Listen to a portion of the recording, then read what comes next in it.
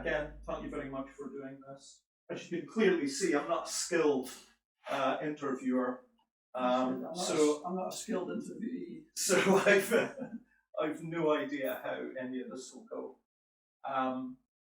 But it's part of a series of video casts where we're trying to think about different ways of getting out of our routines and generating sort of new ideas.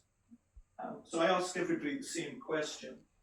The question is, drum roll, how do you, as let's say a creative, can we use that? Is that okay? Yeah.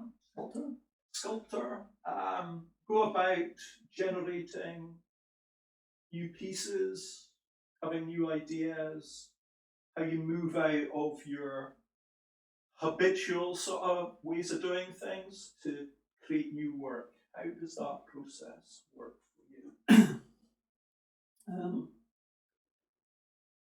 It's pretty, in a way, straightforward for me now that I'm the age I am. I've been making work for 40 years. So I still see you as a young man. So the kind of never sure that I really have a new idea. I have new versions of the work that I'm currently doing, which is a kind of contains the essence of everything I've ever made, subconsciously perhaps. But you know, if I wouldn't say that I could come up with an idea. I'm constantly making new work, and that new work is an extension of the work I've already made, or it's an amalgamation of two things that I've already made. So I guess by the time you get to my experience, I've got a reasonably good understanding of my visual language. So it's the visual language I'm always trying to challenge. Because, you know, as an artist, I never want to get bored with what I'm making. So in that sense, I'm always looking for the next thing I make is to maintain and keep me interested. Whether that's a new idea or not, I'm not sure. There are definitely moments where I have, oh yeah, and that's maybe that moment. And sometimes it's the most obvious thing in the world. Like you say, you've been producing similar work or a family of ideas for a number of years, and then suddenly you just think, that's what I need to do. So you're always trying to get to an understanding of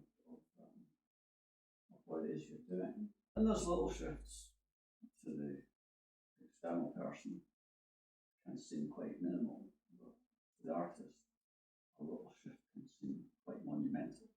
Right. Because you get so immersed in what you're doing. So tiny little shifts can take months to convince yourself it's the right thing to do. So again, sometimes ideas are, consider an idea to be a sort of flash, a light bulb moment. But I tend to see them as more organic things you live with over many weeks, months, even years. And these things kind of evolve or they stagnate and develop. And again, a lot of students used to struggle with what we call development, how you develop ideas. And my piece of advice was, it's just what if I do that? What if I do this? What if it's that colour? What if it's that size? What if? And I think that's where that's a kind of constant mantra in my head when I'm working, these formal pieces. Whereas you give yourself rules and then you find ways to just stretch them a little bit. And sometimes, you break them. But again, break them from my perspective, but probably probably not from the viewer's perspective. You know, I'll That was only one question. yeah, well, no, I'm getting to the second Oh, question. yeah, there is a second. Well, the second question is, which I ask everybody, is what's the best piece of advice you've ever been given? Yeah. You asked me that, you warned me about that question Yeah. 2 weeks ago, Yeah. and it's been on my mind. I honestly don't have an answer to Mm-hmm. a piece of advice. I think over the years, the things that have impacted on me most has been working with people and learning through their example. The first one, as a child, my granddad, my Right, granny, yeah. their work ethic. Mm-hmm.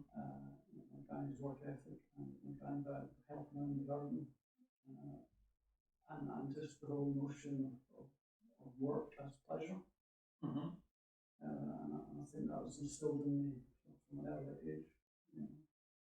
I look back at my childhood, and I always say about farming, at the end of the day, on the farm, you can look back usually and see what you've done. Mm-hmm. You can see your labour. Mm-hmm. I think that's why I enjoy making objects, making sculpture. Because you can see what you've done. There's an end product which is a result of your labour. Yeah. And very beautiful they are too. Thank you. I do enjoy making pleasing, calming objects. Magic.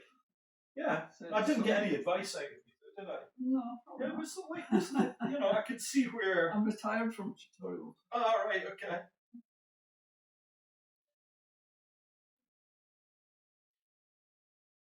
Oh, that's good. Good, thank you. I enjoyed it. Good. You've got all of that.